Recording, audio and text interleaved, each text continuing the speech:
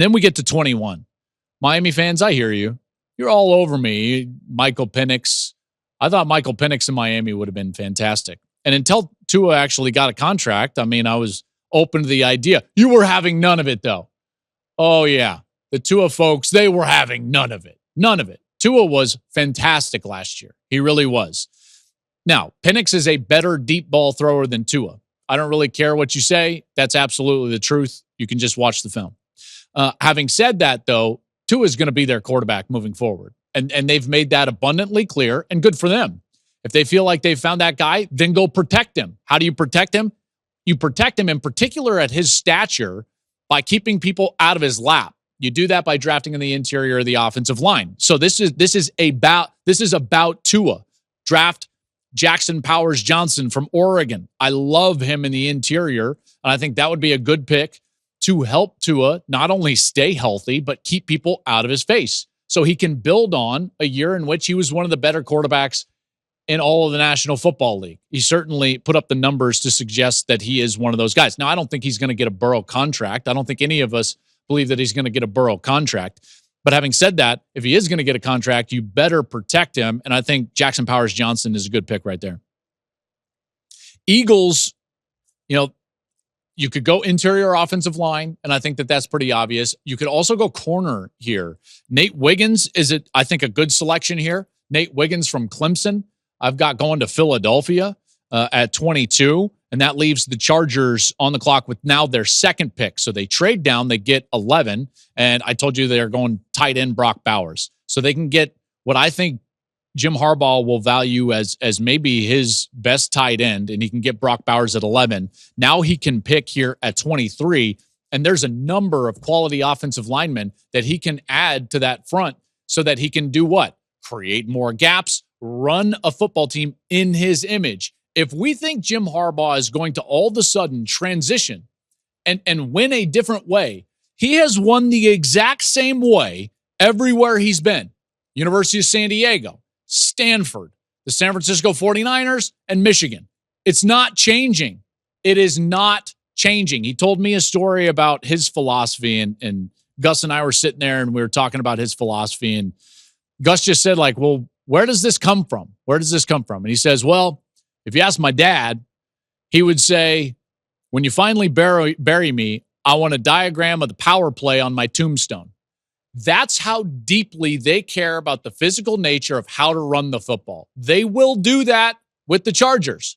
Make no mistake about it. And I think Herbert will flourish with that system. Almost every quarterback he's had has been able to flourish because of that commitment to being tough up front, adding extra gaps to the run game. So this is offensive line for me. You get Bowers at tight end, and now you've got J.C. Latham from Alabama after that trade with the Vikings. And so Bowers and Latham, I love that.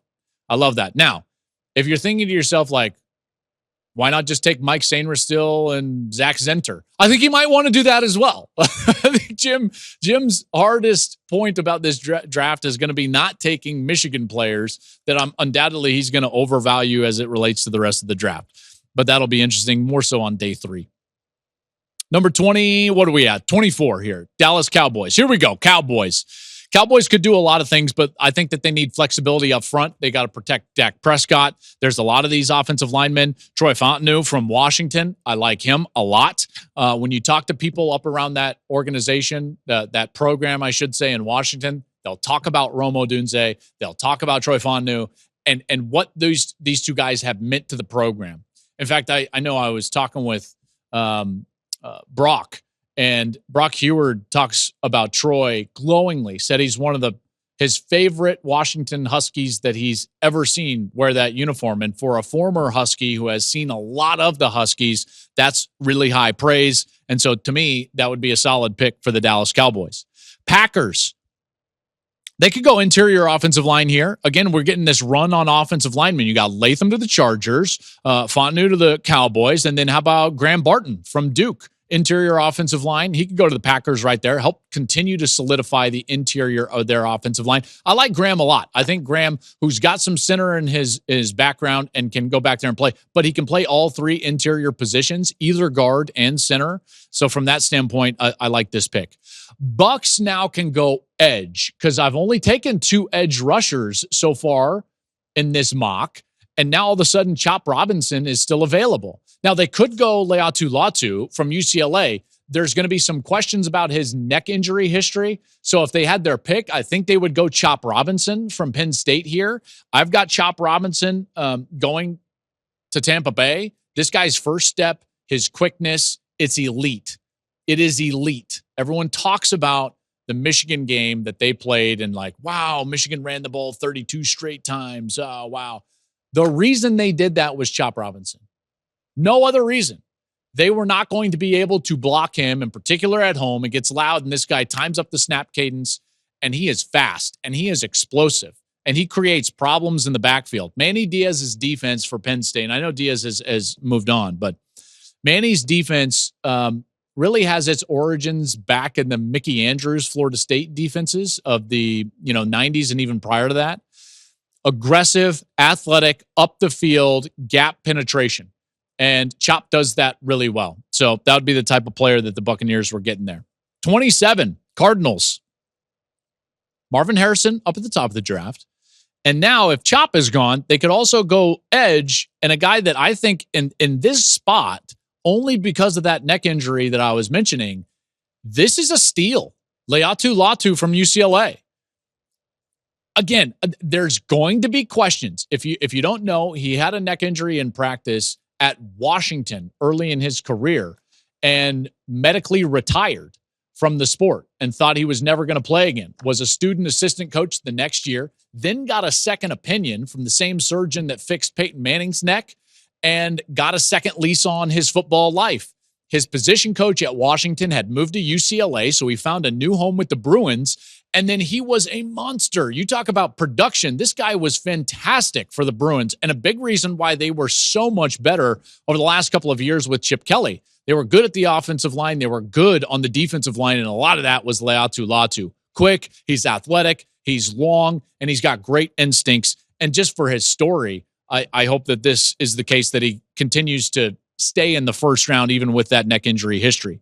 At 28, the Bills could easily go wide receiver here, but there's a guy that I really love who's disruptive on the inside of the interior defensive line. How about Jerzon Newton from Illinois?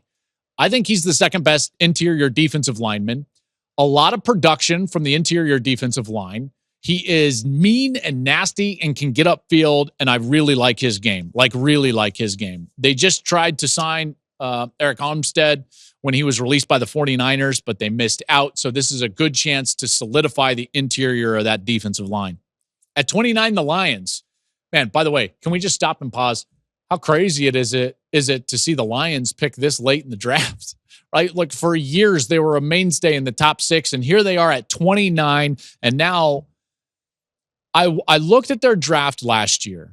Big Ten heavy, Midwest heavy, guys that just produce, right? And I'm like, who's in that mold? Cooper DeJean, that's who's in that mold.